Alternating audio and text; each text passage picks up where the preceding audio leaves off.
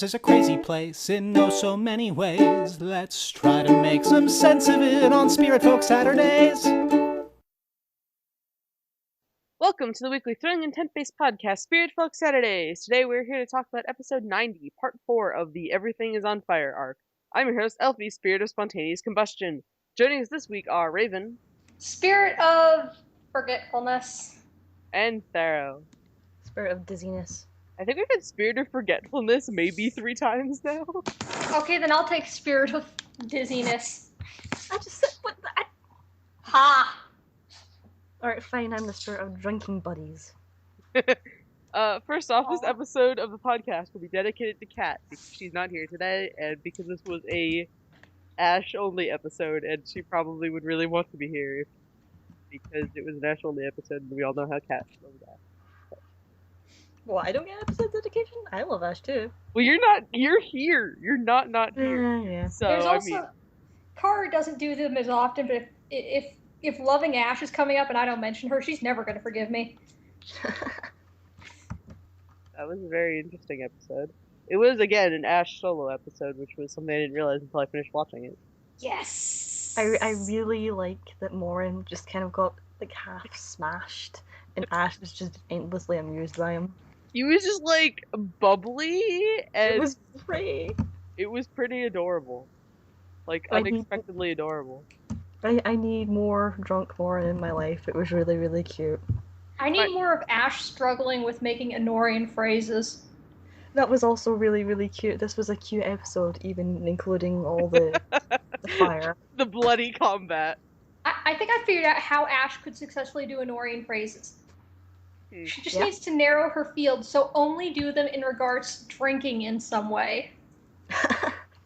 She'll be a master at it in no time. I want an AU where Ashe runs a brewery. Like a badass monk or something running a brewery. That would be cool. The note I have for this episode is actually just Morn is adorable while drunk, WTF. I have that one too. Hang on, it's like drunk Morin is really cute. And then it's just like drinking buddies, Morin and Ashe are delightful. Drunk Morin advising Ashe on metaphors is really cute. There's so much cuteness. It's kind of ridiculous. Mm-hmm. There's like, oh, bye cat. Love hearts and everything. Horvin was like... His Onorhant is showing. Oh god, yeah. I love how Ashe, like, insulted Horvin and then just turned and apologized to the guy. Yeah. Who she like was also Ashe. Insulting via Horvin. Like, Yeah, Ashe. Continue insulting everyone in the country, Ashe, why don't you? Like, God. Please. And the best part is he wasn't even offended.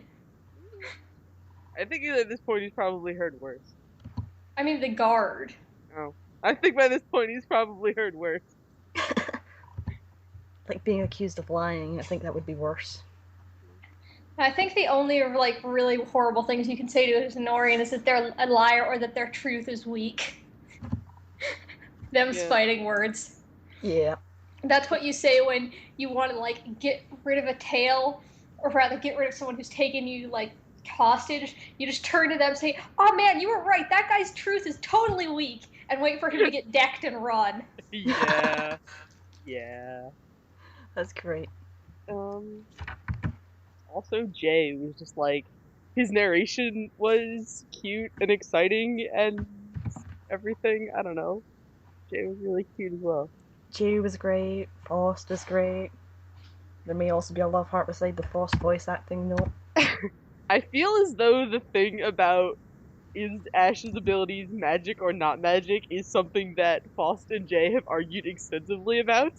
I think it must be, considering that like all the NPCs are like, yeah, bull fucking shit, it's not magic. And then the final person who she could have counted on, Horvin, betrayed her. It's magic. You know actually why I bet she says it's not magic?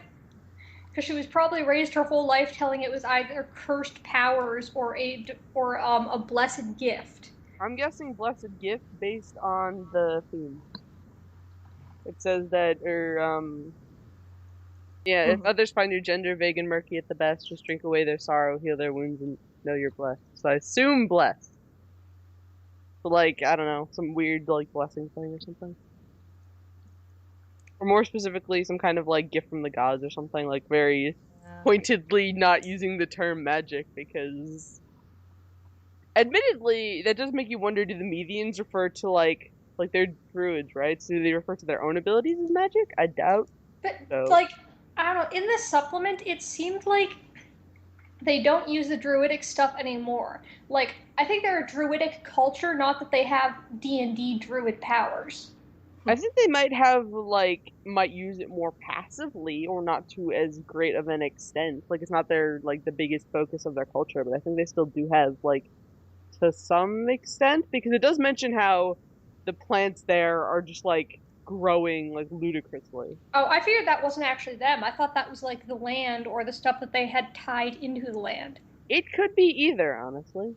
You know, that's kind of funny, because recently at work we've been going out to, like, you know, go to, like, different sites and stuff. We've been doing some pesticide spraying for, like, Japanese knotweed and stuff, and we have to trek through, like, people high ferns and stuff that weren't there last year. We've had some crazy growth too, so it's like suddenly we're bees. Well, Meath is the name of a place in Ireland, and you are in Scotland, so there's not, like... Too far. Yeah. Thank you for not getting offended at me comparing Ireland to Scotland. Ireland and Scotland are cool with each other. Scotland and England are not. Sup, I honestly can't tell the difference sometimes.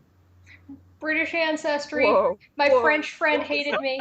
Well, it's just like everyone goes on about the places in the UK, and I'm like, I don't know how any of you are related politically.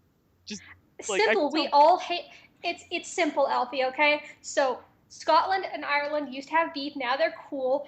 France isn't really involved with them either way, and everybody hates Britain. That's all you need to know. France No, is everybody part hates of the England. UK. Everybody loves Scotland, Ireland, and No, Wales. I thought we were talking about Europe in general. No, the UK. No. The UK does not own France. I only found out God. like a year ago that there's a difference between Ireland and Northern Ireland. Anyway, we also got confirmation this episode that I think, at least I guessed it, I don't know if we like discussed it or whatever, is that well, I know I mentioned it, I don't know if we like actually discussed it, but that Spiritfolk used to rule the clans in Onorhant. Yeah, that's pretty I interesting. think it was confirmed before that all the clan heads were spirits. By the way, did we ever find out whether the spirit that taught Zeke was the previous head of Lily Clan? It is. Like, Yeah, it probably so. was, to be honest. It makes the most sense. They said so, like it's in the narration. oh my god. That's why they were hunting him down, was because he was the former head of the Lily clan. I don't think it was confirmed that they all were. We knew that one was, so it was a good guess, but it wasn't necessarily like known. But now we know it, so. So really, the gods are the only reasons the Onorhians have not been eaten alive by Onorhant, but the Onorhians went, "You're jerks, we hate you, Dad," and killed them all. To be fair, like, just because someone gives you shelter doesn't necessarily mean they're treating you well. Yeah. Yeah, but on the other hand, just because they're not treating you well doesn't mean you should slaughter every member of their species. I think we've been over this before, that it's kind of a war of escalation. But, like, Nobody's right, they're all dicks. yeah, it's like... It's just, whoever is in power can be the bigger dick. And currently, that's the Onorhians. A funny feeling that at some point they're going to leave Onorhant and stuff, and they're going to go away and do other things, and then they'll just, at some point come back to visit, and they'll find out that Alaran has, moved in and started doing stupid shit. I'm sorry, I'm quietly dying. Do you have a small motorboat on your lap? I have a cat. So yes. He says hi. Don't you see them? I'm wondering if any of the spirits in the Shrouded Isles are from Onorhant. Like, we know that they're refugees, but we don't know like the specific places they're refugees from. I bet some are. Yeah. I bet some are from Alaran too. Oh yeah. Man, not even the spirits want to stay in Onorhant. Onorhant's just awful. Yeah. Well, no, apparently we will someday, if things go right, we will someday find out what spirits are still in Onorhant. Yeah. Can't get over that cat. the weird rock thing was like a spirit of light and fire. So apparently those two things are like mutually exclusive or commonly exclusive. Like Well, yeah, one is like light, and fire produces light, but it's also like heat and, oxidizing stuff. yeah, but like fire can be light, but light doesn't necessarily have to be fire. So it's interesting that they are one and the same, or like refused to, or like delegated to the same spirit. Like the By same the way, is true for what Kilo. spirit? Yeah, I was gonna say, what other spirit do we know? Killil, do you have some relatives who fell in with the wrong crowd? She does mention that the reason she's not like can't talk to her via lantern anywhere is because she'd go to war with spirits of light and fire all over the world, and it's like, oh, I thought she meant light and fire is two separate things. No, she means other spirits that control both light and fire. Well, Right? I mean, good news here. She can do it in Onorhant because the rest of them are all enslaved or dead. Yes, move from your completely peaceful land of the Shrouded Isles to Otter, the land of war, where you can claim this position because the previous Elder died. Yeah, just what you want. Is that Salem saying hi to us? Uh-huh.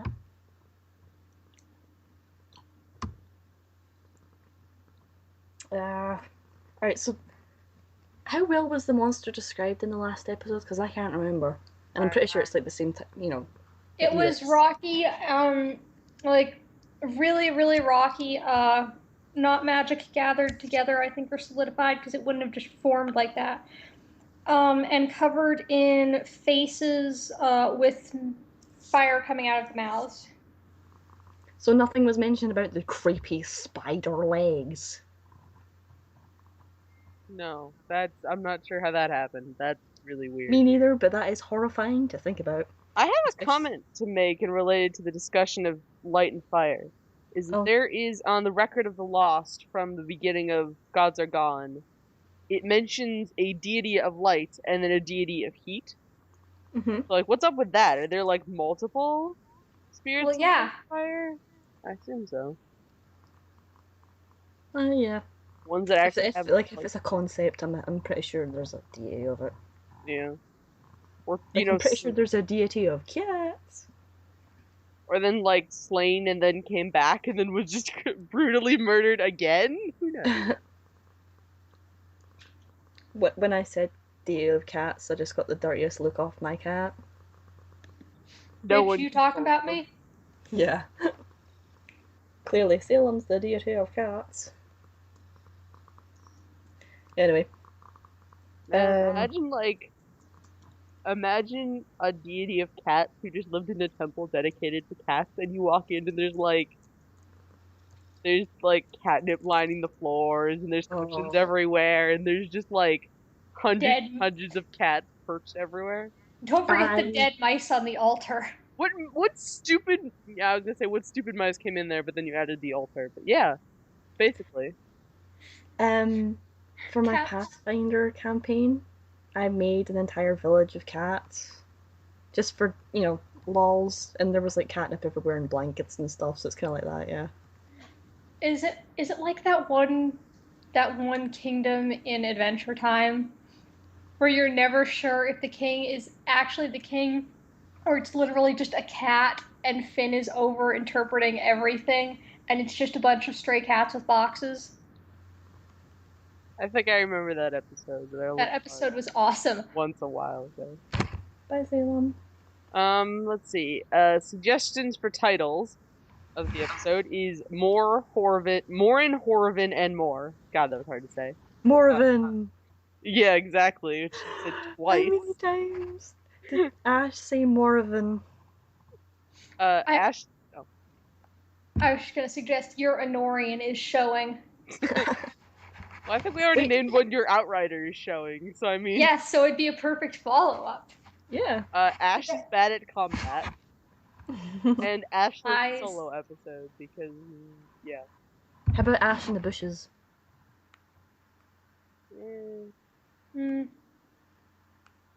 Have you ever seen someone, like, run through a bush? Like, the knee-high bushes? They do that sort of, like, high stepping thing. Did you try to do it and hurt yourself, Thero? I was waving my hands in the air. to sort of mimic it. Not Karate that you can chop actually your see it. laptop? What? You like karate chop your laptop? Actually, I stuck my nail into the keyboard. Ah. Oh. It's fine. My keyboard is fine. But have you ever seen someone like high stepping through like bushes and stuff? Kind of. I'm just like imagining Yeah. that at high speed as Ash, runs through it while everything's on fire, and it's just the funniest image. It seems like that Ash just can't have a conversation with anyone without it, ending badly. Ashe is just really bad at social interaction. Well, to be fair, it's not her fault that, a dead body crashed through the ceiling this time.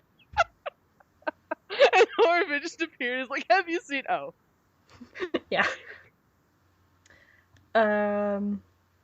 What other things? Cute drunk people. Yeah, Morin is giggly. Or just actually falling off of his chair. Or, That was falling great. backwards. That was great. I couldn't stop giggling at that. Drunk Morin is everything I dreamed it could have been and more. Not that I really thought about it that much, but I was gonna say, how much have you dreamed of this? not that much actually. I've put more thought into Drunk Thogged, but Drunk Thog is sort of like Drunk Morin at this point. Oh my god, I really hope Drunk Thog is just a huggy kitten. Jay's mentioned what he's like, well, like, moderately drunk. We don't know what he's like when he's, like, smashed. I assume something similar. What was he like, moderately drunk again? He gets, like, pleasant for a bit, and then he drinks more, and he becomes, like, quiet, I think. I don't remember quite what it was. It was something like that. Like me! Oh. Is that a good thing there? I don't know. How could you get more pleasant? You're already a kitty. I tell people I love them. Aw, you're like me on Monster. I don't get drunk, I just use Monster. You know, that whole being drunk could kill me with my medications, so yeah, whatever. Probably a reason to not drink. I can't really stand the taste of alcohol too much, except like alcoholic shots. Anyway, back on topic. Horvin is really supportive with like the people that fell on top of him. He was just like putting them back on their feet and telling them they did a good job and stuff. That's really sweet. That's really cute. And like not really what I expected during mid battle and like him yelling his head off at stuff. Horvin is this weird combination of like cute and abrasive that he doesn't know how to like balance. Like when the gang first ran into him, he was all like just glary and insistent and loud, and they're just like, we have no idea what you're talking about. But then when he actually like has to interact with Onorhants, he knows what to say. It's just like everyone else, he just doesn't maybe quite yet. No. My thoughts for Dad Horvin to Ashe, like not canon dad, but him acting dad-ish to her, are only increased by this episode. Oh, Horvin and dad jokes. Oh. Shit, it works. Salem, get out of my box of ornaments. Salem! Don't. There's a box of ornaments that I've got since I moved out of uni. And they've got cats, and like two cat ornaments are made out of glass and they're packaged in, and he's lying on top of them. Lift him out. I have to put that. I'm gonna have to put down the laptop for that. Come here, you little shit. Hiding is not gonna help. New episode title suggestion: Off Track in Onorhant. Just for us. Yes. Please don't remove this section. I can't. He's like, hang on, I'm gonna take a picture of it. So maybe, Raven, do you have something to add about this episode? Not really, other than the fact that the more we see of Horvin, the less cool and more lame he is. I don't know if I would quite phrase it that way. You might not phrase it that way, but it's still true. He has the same effect that Zelveta does, where Zelveta makes me want to go roll a rogue in World of Warcraft, and Horvin makes me want to play like an armed warrior and just like dual wield two-handers and stab people. That is like the coolest ability in any game, you kind of have to admit, is dual wielding two-handed swords. God, he's that asshole who put all his points in strength. And took them all out of charisma. Onorhant is Mean. not like unattractive or uncharismatic in certain aspects. He's actually very charismatic because he gets that many Onorhants to follow him. Yeah. True. Also, I like that now War is so thoroughly broken out, he's not even hiding his spirit stuff. Like, it's like, we're past this point. People will be happy if you let them survive, dude. Yeah. Oh, what was the thing? It was weird. I was drawing Horvin for things. I was like studying him, and I described him as like he's got like his hair looks almost like a mullet. So he looks like what is he? He looked like someone crossed with He looked like like if Wolverine had like a mullet. Is you get Horvin. Holy shit, that's the best description I've ever heard. No, sorry. If Wolverine had a mullet, but you made him the size of the guy with the metal skin. Colossus. Yes. Because, Corvin is huge and Wolverine is tiny and scrappy. Yeah.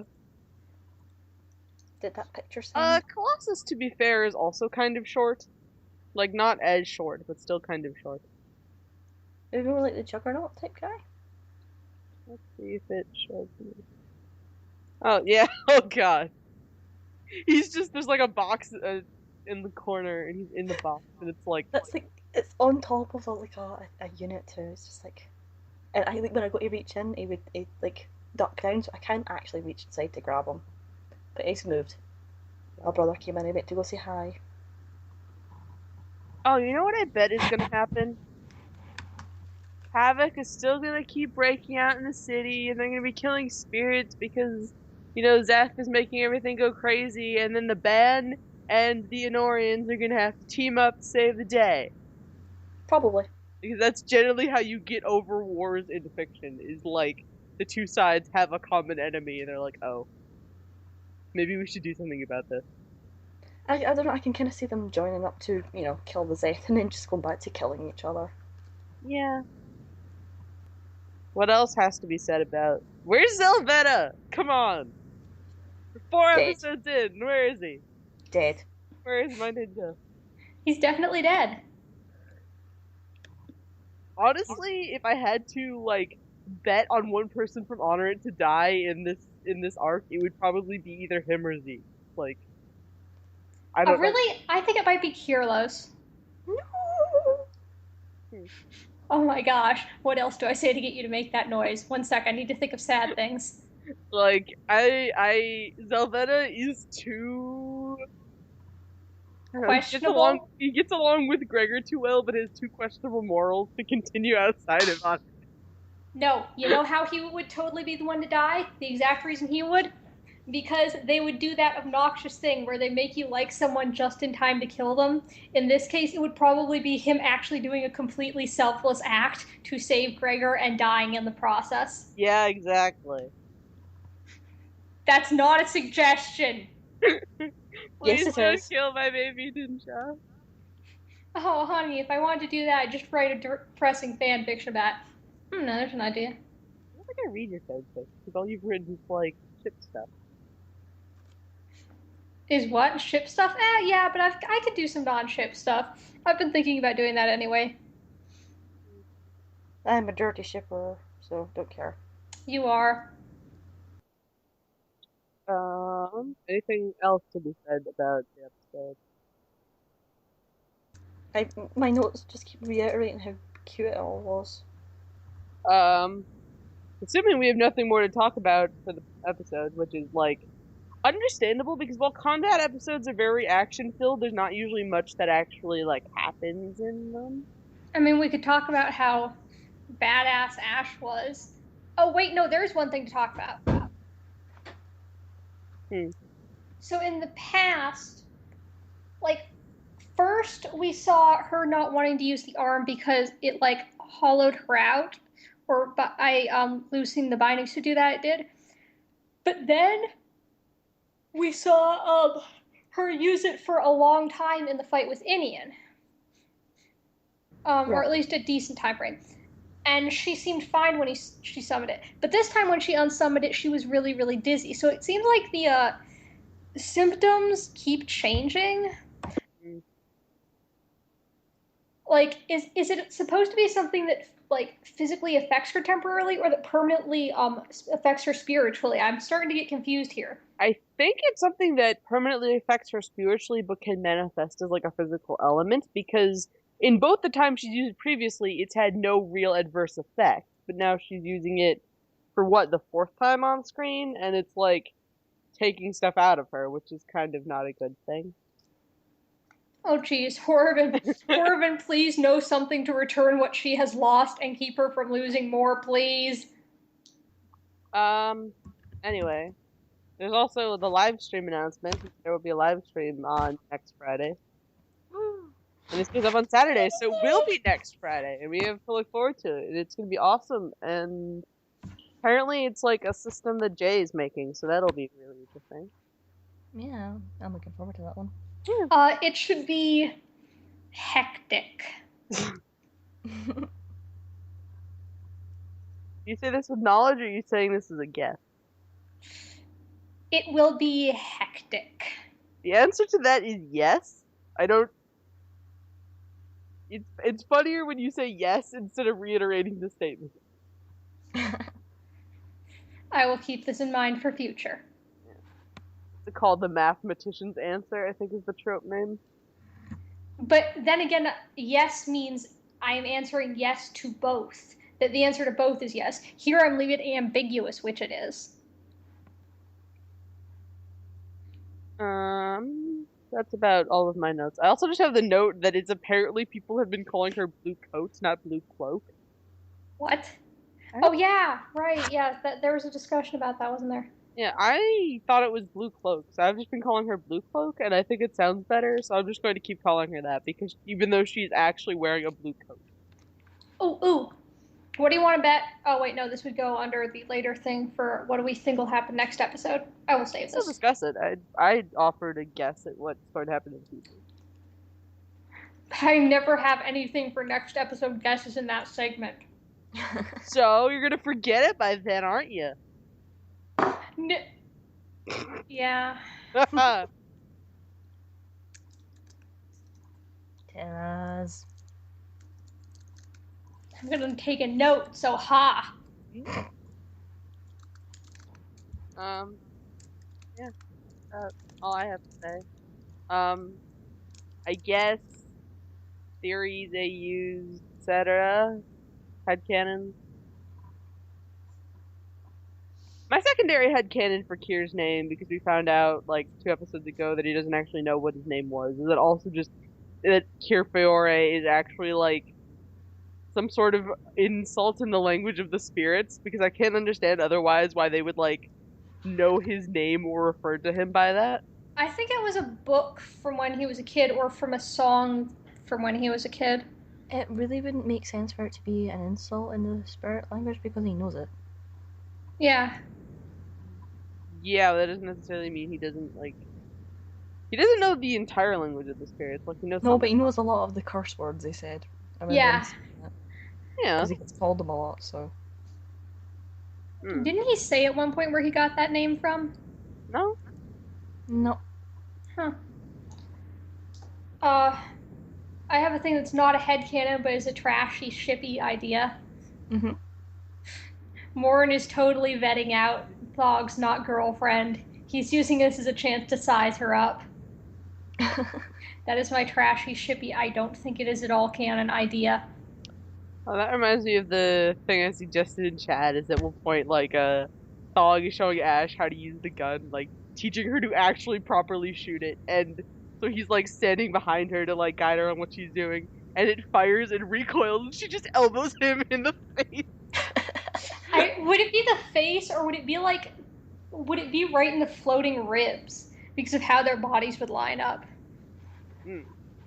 Because then that also means he would double over and headbutt her in the head. I like that one. I like the idea of her, like, hitting him in the face and he gets, like, a really bloody nose and she's just like, oh god.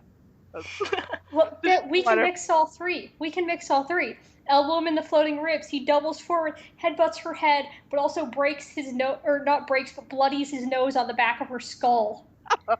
So then she ends All up of with it's pink hair. covered. All bases covered. She then ends up with pink hair from the blood. Oh my god, why has Marcus never slipped red or like very light red hair dye into her shampoo and given her pink hair? How has this not happened yet? To be fair, I learned today that Ashe, like, when the colors are picked right, looks really good in pink. Looks really, really good in pink. Oh wait, no, there should be if not a fic, then some art of the result of a prank war between Ashe and Marcus that ends with her with pink hair and him with green hair, because he mixed like some red dye into hers and she only partially washed it out, and she mixed some blue dye into his, so it got green. God. And Gregor is just standing off the side with his brown hair. Haha.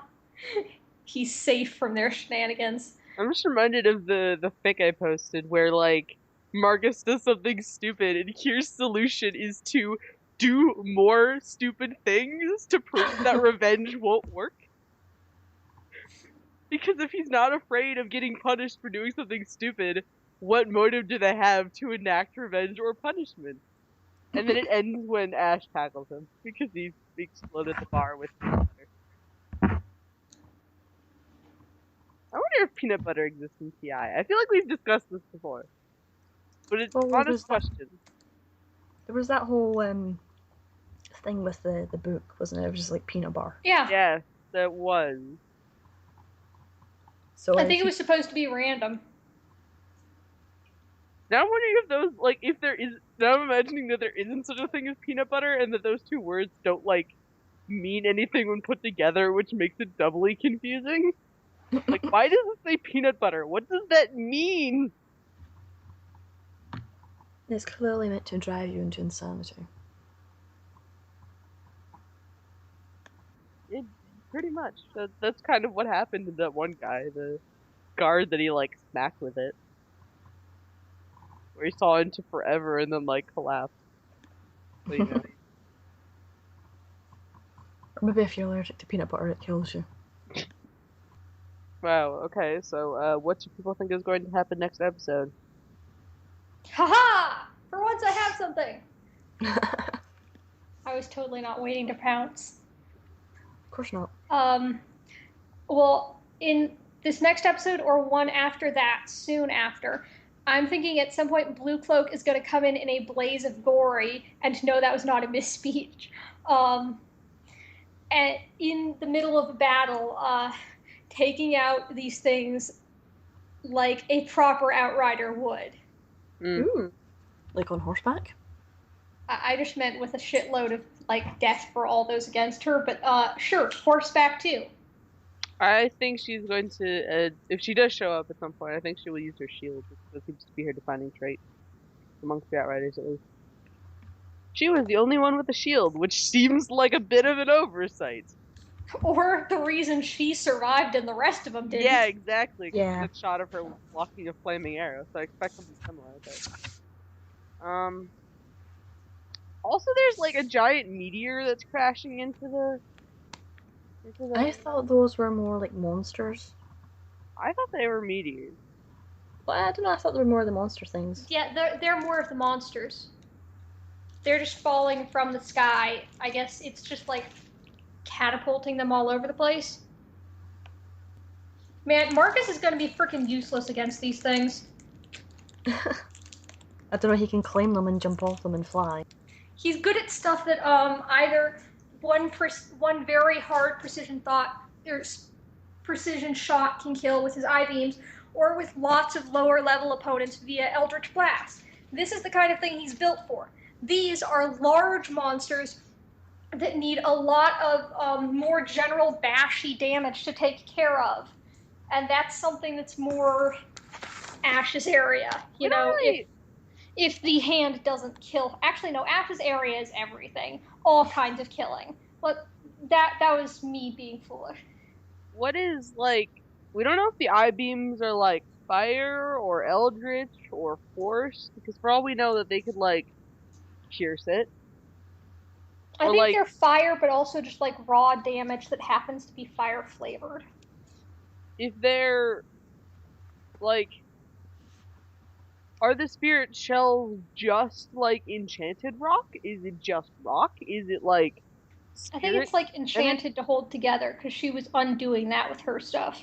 Yeah, because then I was gonna say that spirit magic holds up badly against arcane magic, and that could be where Marcus's abilities kind of come in handy. I mean, Actually, there's a thought. Have we seen Ashe do that sort of thing before? Yeah, we saw the equivalent with with organic matter when she made the flesh just kind of slough off of that giant trollide. Mm. Oh yeah. yeah. So it's not just rock stuff then. Interesting. It's like It's the like- opposite of the hardening muscles thing is causing stuff to kind of like loosen and fall apart. Hmm. She's certainly got an interesting array of Yes. magic gifts. Like how do I like describe it? It's like Marcus is like utility and magic. Ashe is like a different form of magic, also stabbing and buffs and debuffs. More so more debuffs, I guess now. Um and Gregor is kind of tankish and or just like direct damage. Like one target damage. Like Marcus, like you said, is AoE. So not AoE. That's like literally one attack that hits everything in a set area. He's more multiple, dishing yeah, out multiple specific attacks to lower level creatures. multi-target then. Yeah, multi-target. Yes, that's definitely that. Horriven is made for these kinds of fights. Onorhant just like uses the actual like World of Warcraft move of blade. What is it? Whirlwind blade spin. I don't remember what it's called. I can look it up. Give me a sec. Yeah, just looking at warrior abilities is like this is Horriven. Commanding shout. That is Horriven. Though to be fair, he would shout either way. Yeah. Whirlwind. That's the one. Where you just like you spin in a circle with your swords and kill things. I don't know why, but I'm imagining Kier trying to do that with his great big great sword. And it's just resulting, it's him spinning around on these heels and like holding on to the very, very end of his sword by the pommel, and just the look of glee on his face as he spins around in a circle. And then he accidentally lets go and falls over. That's adorable. Also imagine him holding it out, like to the side where it's like holding it like horizontally. And he's gripping it and he waits and the end of it lights with a rocket and he just starts spinning in circles. Like the edge is on fire. It's like, yes, it's doing the spinning for me. I think we're gonna go back to Gregor and Marcus, and we probably won't see Blue Cloak in this one. Yeah. But we might see Blue Cloak bumping into Thog, maybe. That would be interesting. She saves his ass from something. Maybe we'll finally find out what her name is and can stop calling her Blue Cloak. Yeah. I think it's cute. It's very pretty. Like, other fandoms do similar stuff and they don't know the name of the character. That's what made me think of it, is, Red versus Blue. Before they knew what Felix's name was, he was like Orange McScouty because he had the scout helmet and was orange. So, I mean, we have a very similar connection going on there. Did Raven drop off the face of the planet? No, I just didn't really have anything for that. Am I that talkative? No, it's like a long silence. Actually, yes, you are. Like, Yeah, I was gonna say, you don't have to lie to be nice. I was going to just continue on because that wasn't the reason I noticed, but it's not wrong. So, I mean, I guess we're just done with the episode now. It's going to be a very short podcast. Like under Mostly an full. hour. It's mostly filled with, oh my gosh, Marn's adorable while drunk. Under 45 minutes, honestly. Dude.